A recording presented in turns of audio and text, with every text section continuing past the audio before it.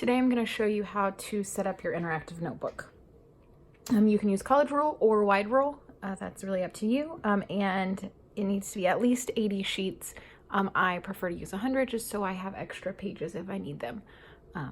The first thing you want to do is put your name and class on the front of your interactive notebook.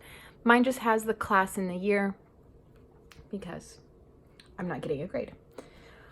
So the first thing you're going to want to do is open up the interactive notebook, and we are going to set up our table of contents. If you have a college rule book, this will require 2 pages to get 150 pages on your table of contents. So what I suggest doing is finding this line here and folding that over and lining it up with this line here.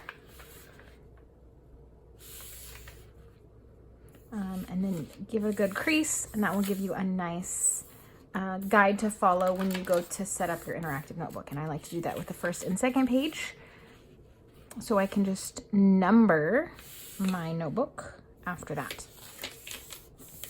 So when you go to number, we do our interactive notebooks with a right side review and a left side learn. The first topic we generally talk about is lab safety. So you have a contract for that. You don't have to actually put it in your interactive notebook. So I start to number pages on the right side, and I start with 1, okay? And then I go down with all the odd numbers. So 1, 3, 5, 7, 9, 11, 13, 15, 17, 19, 21, etc., all the way down. And then I go back over here to this side, leave the first one blank because you're not going to have anything except for table of contents before page 1. And I do my evens. So 2, 4, 6, 8, 10, 12, 14, 16, 18, 20. All right. Then you will go to the next page. I am going to go ahead and show you one of these that's already done. So if you have college ruled notebook, you can actually get to 59 on the first page. I don't know if you can see that down there, 59. So then on your next page, you're gonna start with 60 on the left side and 61 on the right side, and go ahead and number. Okay, so I got to 150 and the 151. You can actually go a lot further than that if you have a 100-page notebook. After you have set up your table of contents, the next thing you want to do is start numbering your pages. And all you're going to do is number them in the bottom corners, okay?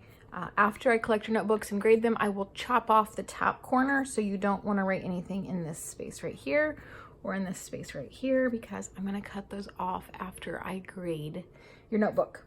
So numbers go at the bottom, 1, 2, 3, and so on. If you want to number as you go, you can, but you do lose points if your notebooks are not numbered.